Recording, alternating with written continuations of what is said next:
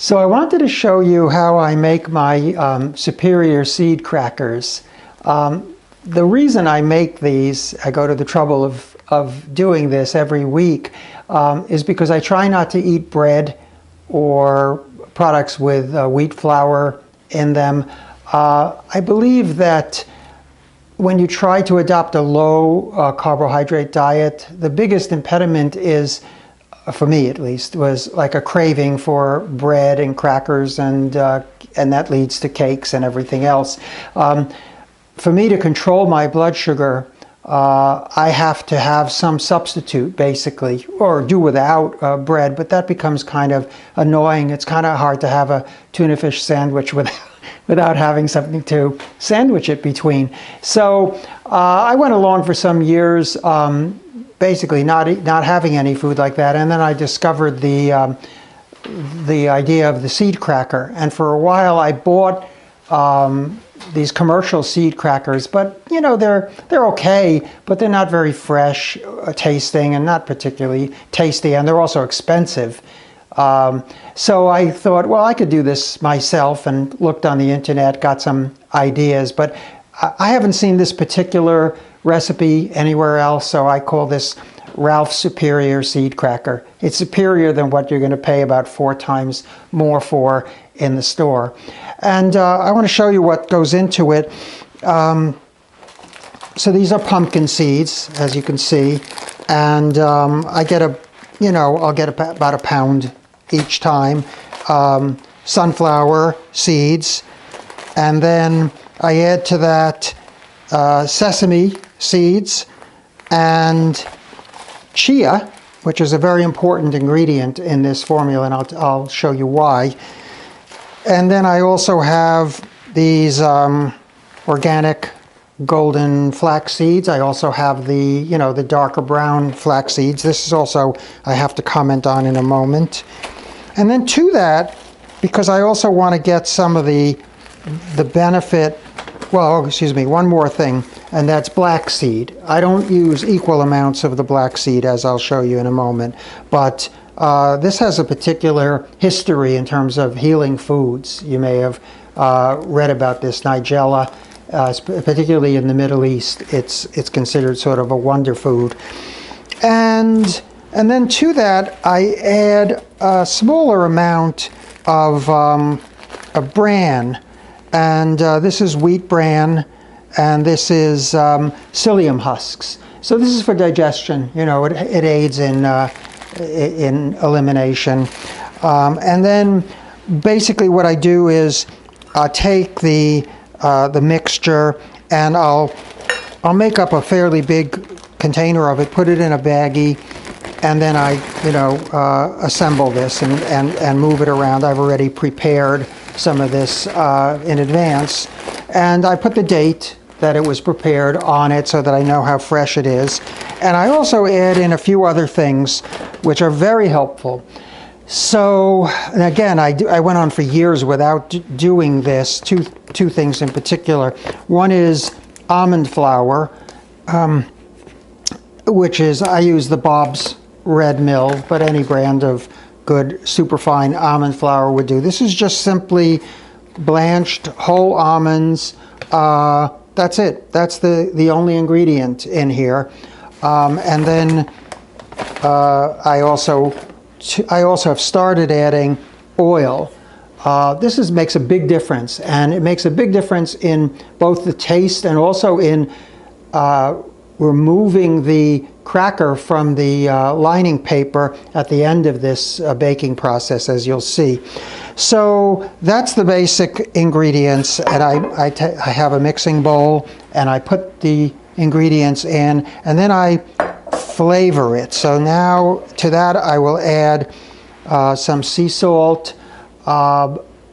It's hard for me to say exactly how much to add. I usually will taste as I go, just to make sure that it's at the level of saltiness that I and my family enjoy.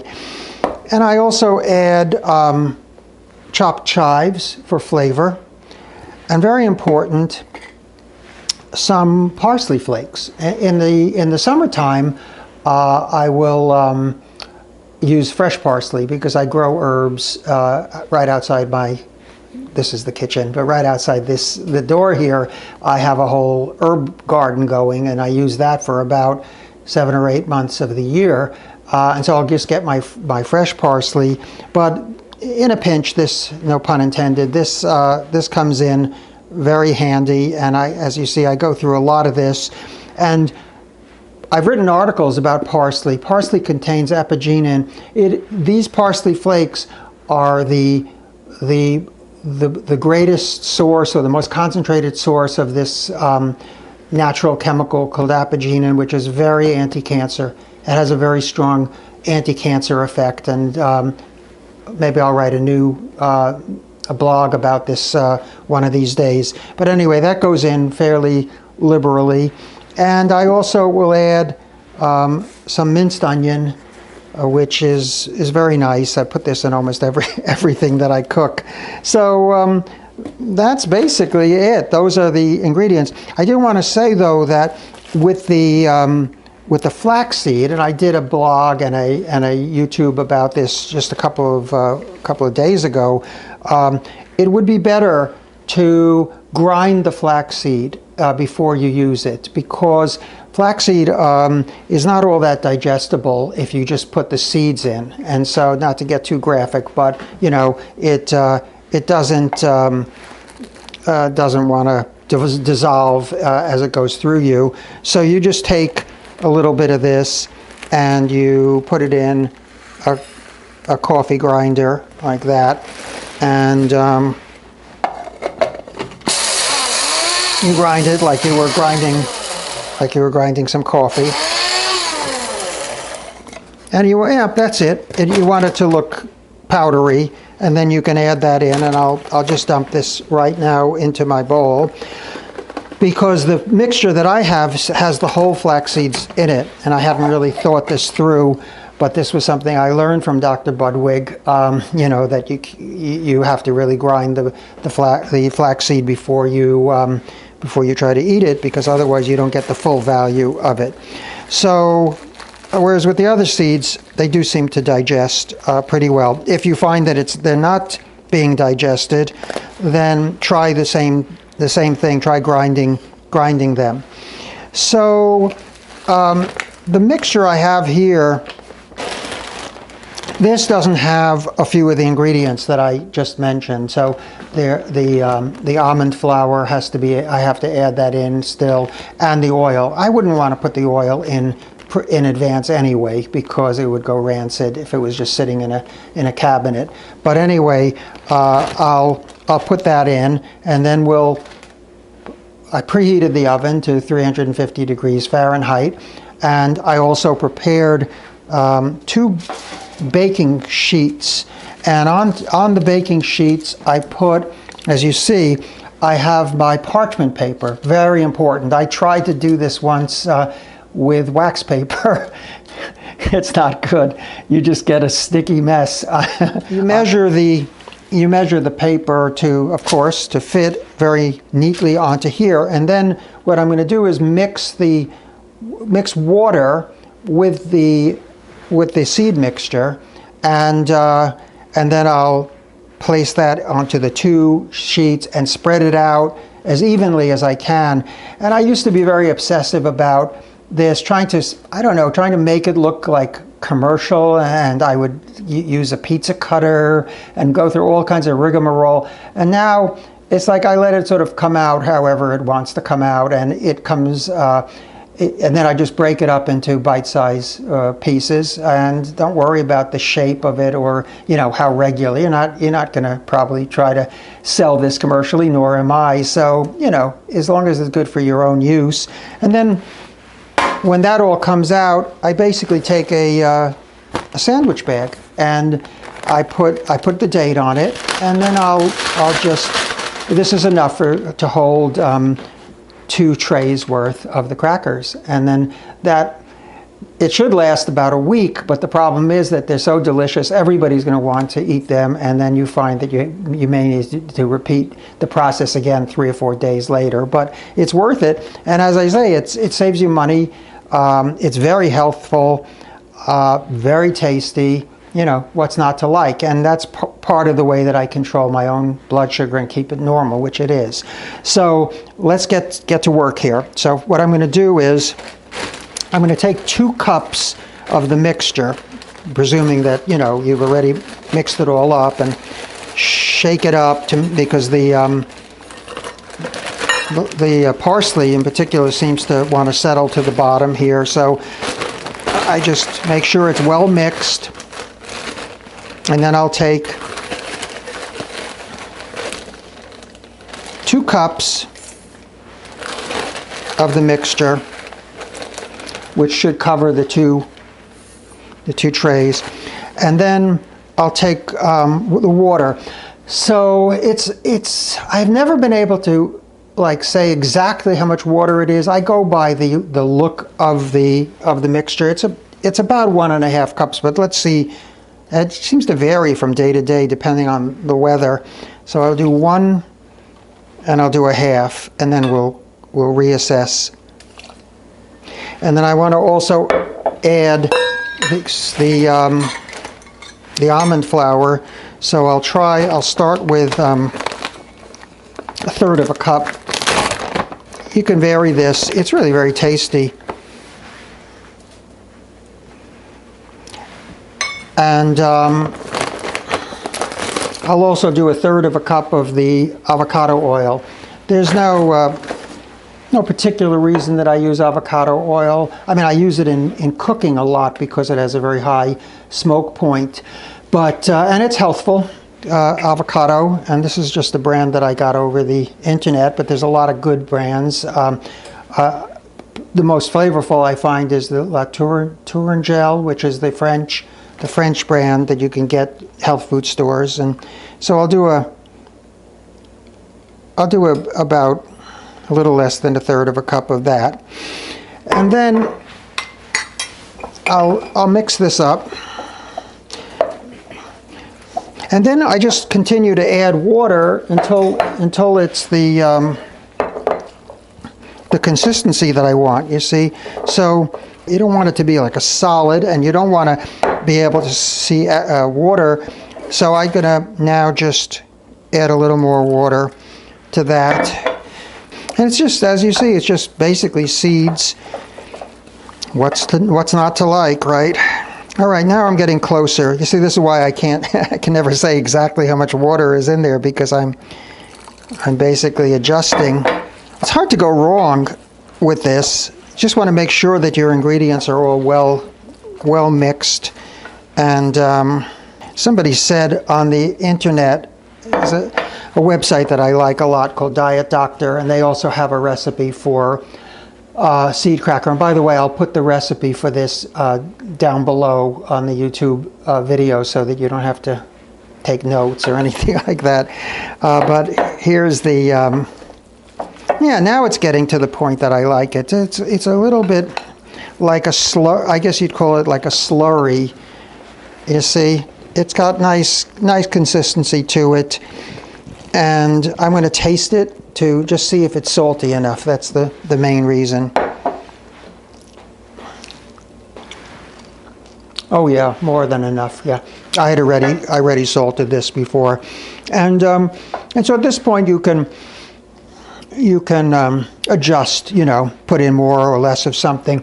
I was saying about the Diet Doctor website. He made the good point, Andres Enfield, that if you run out of one of these ingredients, it's not a big deal. You know, you just substitute something else of the main ingredients. So that would be, if you run out of the pumpkin seeds, you can still, you know, just double up on the sunflower seeds. Some of them you might not. You wouldn't want to put in too many of the black seeds. I mean, they're very good, but they're very intense. So, you know, you'll learn yourself what you like the best, and it's fun. It's fun to play with your food. Good. Now I think I've got it. So now I'm going to, I guess so we can see this a little better, I'll bring the tray over. I'm going to take about half of it and put it on the paper. And then again, you can really get obsessive about this. You just want to spread this out evenly, and if it gets too thin, you get a overdone kind of little bit of a burnt edges of the thing, but it's not bad. This is the kind of food that I wind up eating all the stray seeds at the bottom of the bag. It's that kind of thing. It's really delicious. So, and by the way, this has a relationship to cancer. I don't know if you know this, but 80 to 90% of cancers are avid consumers of glucose. They're looking for carbohydrates, and bread, of course, is a wonderful source of almost pure carbohydrates. So it's not just about diabetes, type 2 diabetes. It also has to do with what's an environment in your body that would be, that the cancer doesn't like, and I think that's the low-carb environment. There's a whole movement worldwide for ketosis, ketogenic diet, and I sort of thought I invented that, and now I see it on the newsstands. I mean, at the checkout counters, these sensationalized magazines are all about keto. It's amazing. And of course, as always happens, the popularity outruns the science by a million miles, because it makes sense, the whole ketosis, the whole idea of the low-carb and calorie-restricted diet, but there are no clinical trials to prove it. There's a pilot study that was done in New York with people with advanced cancer that was very suggestive of benefit from the ketogenic diet, but the federal government, National Cancer Institute, refused to fund a larger, even a phase 1-2 trial. So, where does that leave us? As usual, nowhere, because we don't really know in scientific terms whether doing a diet like that would be beneficial to people with advanced cancer or any kind of cancer. I suspect it would. Now I'll pop this into the oven, and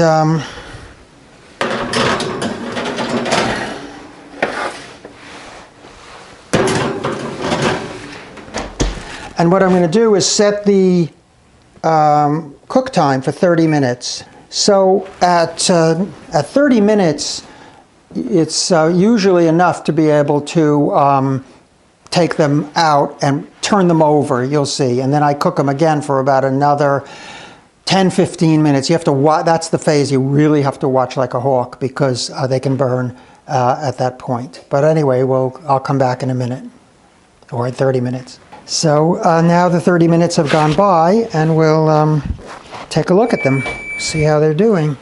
Woo! So here, the bottom tray for me usually gets done a little faster than the top one, but that's coming along very nicely. The finishing touches will be that I'll take this off the paper and then let it really bake through and get a little bit brown. So now I'll see if this is ready to go.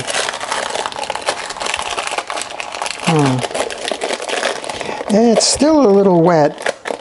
I like it usually a little bit more dry, but see, it comes off very nicely. That's the oil that does that. See, look at that. In the days before I used the oil, I'd have a real struggle to get that off.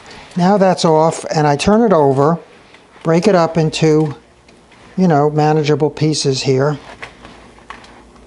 And you can even see the oil inside the mixture, which is very nice. So I'll take this and I'll put this back in. And this was the top, and I'll put that on the bottom. And then I'll do the same here with this one. Okay, and that's beautiful. And now I'm going to put this back in. And now this is the critical phase, because usually at this point, I'll set it for like 15. I'll set it for about 15 minutes and go do something else. But So I'll do that and then we'll come back. Okay, so we're getting a signal from the oven and it's time to take out the crackers. I did let it go a little bit longer this time. I peeked. You have to keep looking at it and see the color and the consistency of it. I think it should be good now. Okay, so here's tray number 1, tray number 2. So I'll hold up a typical piece here, and that's that. The cracker. How's that? Beautiful. That's perfect. That's just the right width and texture, and let's see what the taste is like. Of course, you would let them cool before putting them away. Perfect. Yeah, and this will be my bread for the next few days or week or so. Put a little marker on it, but I'll wait before I put it in to let them cool down.